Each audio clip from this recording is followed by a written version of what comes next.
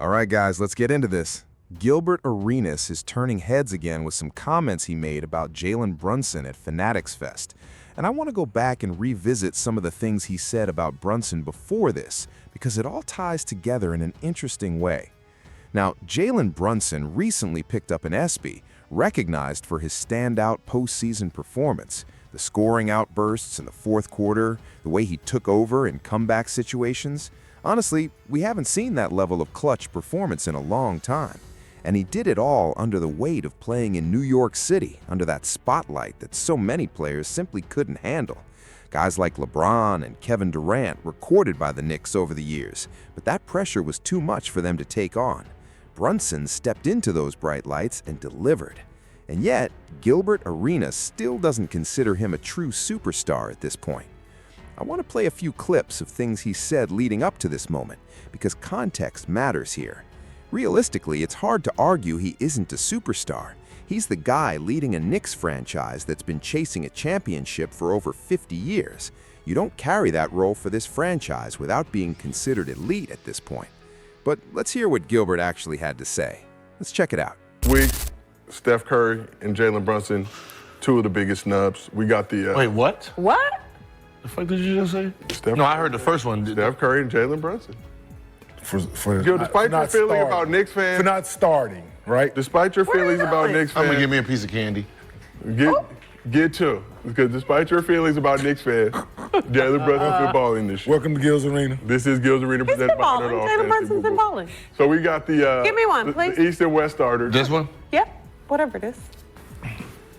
Gil has walked out of the arena, presented by Underdog Fantasy. All right, switch it back to Lexi, now switch it back to Gil. Thanks. Man, I'm talking about heat. Wow. Gil, your personal opinions. It ain't no personal opinion. What is it? Starting in the All-Star game, fan voting. How he get snubbed? Because it's not just fan voting. How he get snubbed from fan voting? 50% fan vote, 25% media, 25% players.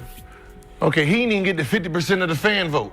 Finished fifth, I believe, in fan voting. Yeah. Much more I don't support. give a fuck what you do after that. Much more support on the player media side. It is way to go. I do not make the rules. I just... So he was fifth. Before anybody else got involved, you were fifth. Fan vote. So I don't give a fuck what the other two entities do. It don't You're matter. five. It don't matter. It don't matter. I don't give a fuck what they do after that. Yeah, it don't matter. Horrible research team on what talent is, because they should have had stars.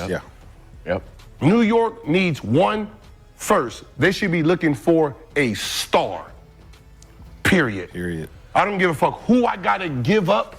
I want a star. I want a Jalen Green, Edwards, right? I want a superstar name first, and then I'm gonna build my team. Right, so what my thing is, this team you have, let it go, right? Yeah, no.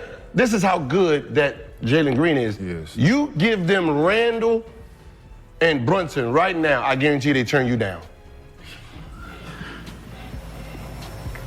Because he's future, right? Once you get future, you build. That was just a bit of history, covering some of the things Jalen Brunson has said about Jalen Brunson over time. Now, I know he's addressed some of this further on his podcast since then, but on both of my channels, we've consistently been saying that Jalen Brunson is the real deal. Now let's hear what he had to say more recently at Fanatics Fest. Who's a superstar? So from high school to college to the NBA. So Jalen Brunson a superstar? Yes. No. Are you crazy? But he could be. Oh, get the fuck out of this motherfucker. Wow. Is he crazy? No. Are you crazy? I'm tired of this. Hey, Rip. Hey, you got the Jalen Brunson shoes? No. They're not starting like this. They're not starting. No, I'm just saying, did you go get the new Jalen Brunson shoes? No, but I'm saying, did you get the new? He don't have them, right? Yes, they do. Yes, they do. No, they don't. Everybody got them Brunson Kobe's. Yeah. If you got a Jalen Brunson jersey, Say it again. They got the what? He turned down his own shoe. No, what I'm saying is he has the what shoe? Yeah, you think if He has the if Kobe's. yes, and they sold they're out. Kobe's. But he turned down his The own. Kobe's. He turned down his own shoe to represent somebody else. What I'm saying is a superstar. He got a whole city, the whole city of New York. Just like Curry, right? Just like Curry. No, Gil, you just Huh? LeBron James as a daddy. He sold $50 million. He sold $50 million in jerseys the day they released it. That is a superstar. So you think Brunson didn't do that? Because of the. Now, I want to touch on a few things here, because Gilbert brought up Jalen Brunson's shoe and jersey sales specifically. It's worth pointing out that Brunson currently sits at number 3 in jersey sales league-wide, trailing only Steph Curry and Luka Doncic. On top of that, once the Knicks won the championship, demand for his signature Kobe's reportedly spiked almost instantly, which really pushed him into another tier of stardom altogether. That whole storyline around ending New York's 53-year championship drought is only going to add to his legacy going forward. He's coming into next season as an even bigger name in the sport, and that's not the kind of title that fades quickly.